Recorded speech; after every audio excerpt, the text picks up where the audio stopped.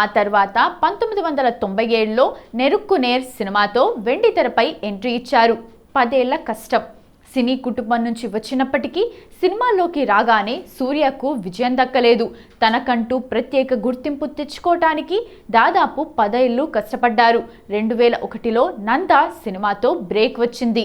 కాకా కాకా, గజిని, సూర్య son of Krishnan, సురరై Pottru వంటి సూపర్ హిట్ సినిమాలతో ఇండస్ట్రీలోనే స్టార్ హీరోగా ఎదిగారు. జ్యోతిక, సూర్య తొలి సినిమా.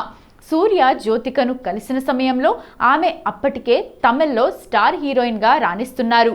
సూర్య, జ్యోతిక మొదటిగా పూవెల్లం కెట్టుప్పర్ సినిమాలో కలిసి నటించారు. అగరం ఫౌండేషన్ సినిమాలతో పాటు సామాజిక సేవలోనూ ముందుంటారు సూర్య. 2008లో ఆయన అగరం ఫౌండేషన్ను స్థాపించారు.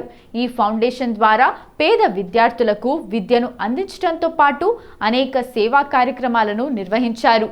నిర్మాతగా కూడా సూర్య నటుడిగానే కాకుండా నిర్మాణ రంగంలోనూ సక్సెస్ఫుల్ అయ్యారు. 2013లో 2D ఎంటర్టైన్మెంట్ నిర్మాణ సంస్థను ప్రారంభించారు.